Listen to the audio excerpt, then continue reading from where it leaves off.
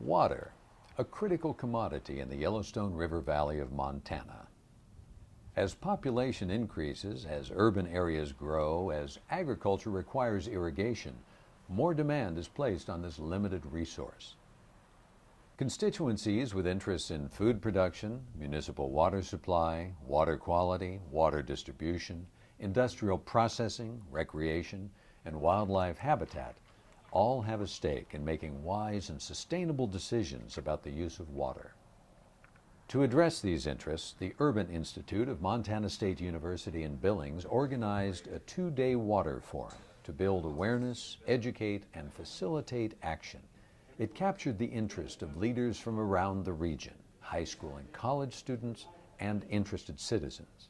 The water forum featured the award-winning film Flow, a keynote address by world-renowned water champion Maud Barlow, educational sessions, and an engaged stakeholder conversation that addressed the Yellowstone River Basin. Several exhibitors added to the educational environment of the Water Forum, including the internationally focused H2O1 Life, Floating Island International, Ganan's Floral, Water from Air, and Barjon's Books.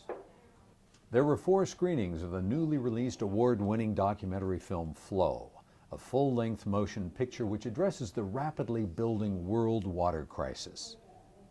Experts in their fields were brought in for a series of informative presentations. Tom Osborne of Hydro Solutions presented the Tongue River Information Program, which he conducted under the sponsorship of the Montana Board of Oil and Gas Conservation. Roger Mugley, third-generation farmer and rancher from the Miles City area, spoke about his experience with untreated wastewater from coal bed methane wells and its effect on farmland. David Grimland of Columbus, Montana, explained rain harvesting and how it meets his family's water needs. Polly Rex is a rancher who helped initiate the Horse Creek Temporary Controlled Groundwater Area.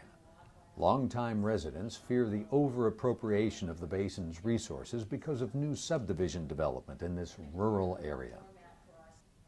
Kevin Chandler spoke about the emerging conflicts between ranching interests and new residential development in traditionally agricultural areas.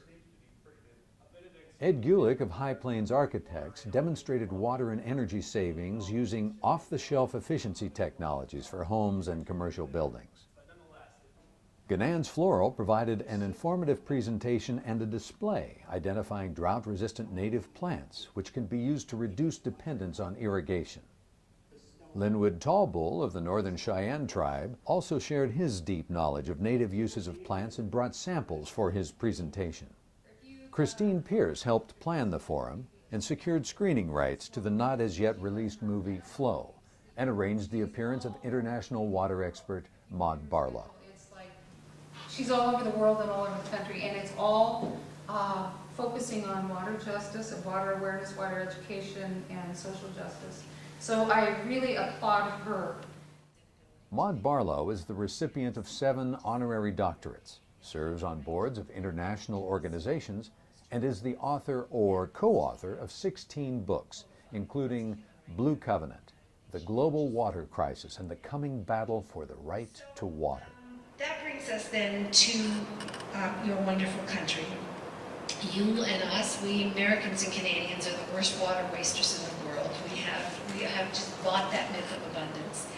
And it's in both of our countries true that it's not going to be true much longer. We have huge and serious issues. And so what they're doing is that they've physically removed water from watersheds and from aquifers, and those areas are now drying up, and they're creating an area of desert the size of Rhode Island every single year. This is just in one country alone, and this is a story being repeated. So we are seeing a world with creeping desertification.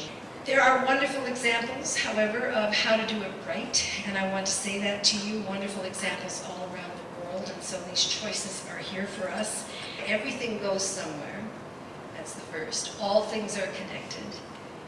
There's no such thing as a free lunch, and nature bats last, which I love. After Maud Barlow's remarks, a panel of experts was seated to discuss their perspectives.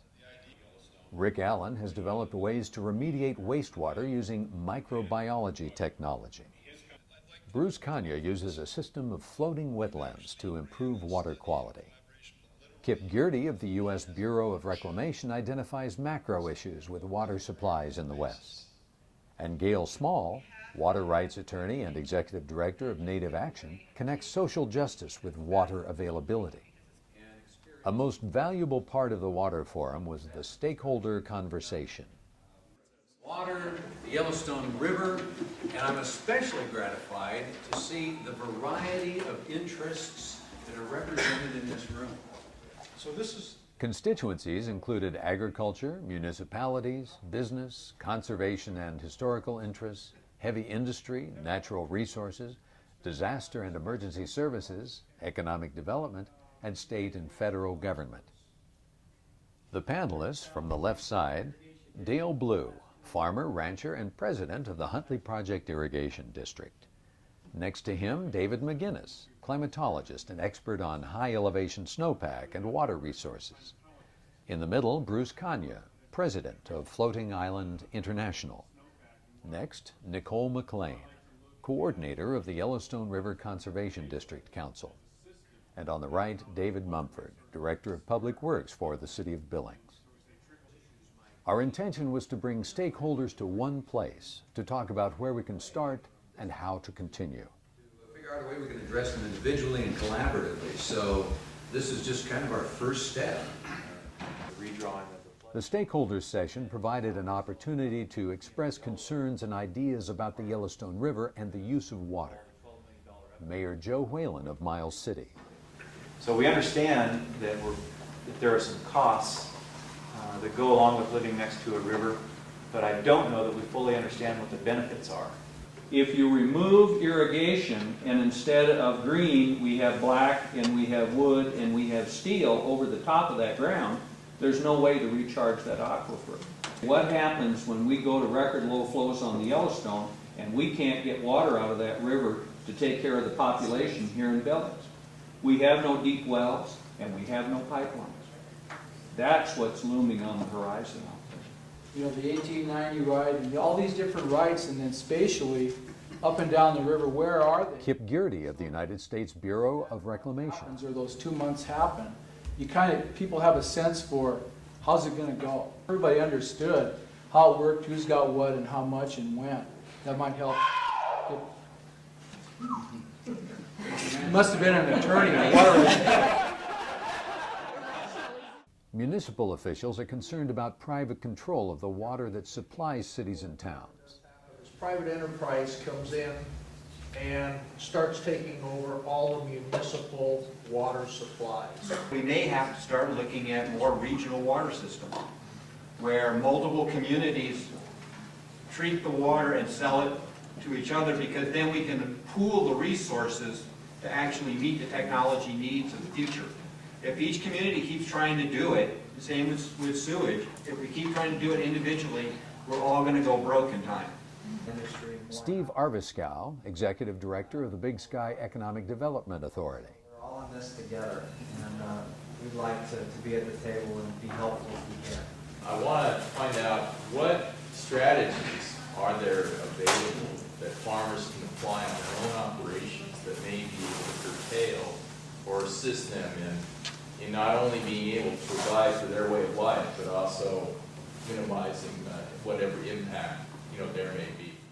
We're seeing it. Wyeth Friday, Manager of City County Planning. The city, as it goes forward, and the county, as it goes forward, can kind of keep working together on how that's going to develop is going to be really important. The general attitudes of people towards energy, towards water use, towards sustainability in general, are at a place where we can actually start to get something done. It overcomes some of those efforts that might be holding back. But what it really means is looking at nature as a model, looking at natural systems as a model. And nature is the premier inventor. We have our personal... Janie McCall, member of the Billings City Council. But I know in those two counties, we really don't have a good planning process that's protective and yet allows for economic growth. For more information, call or email the Urban Institute.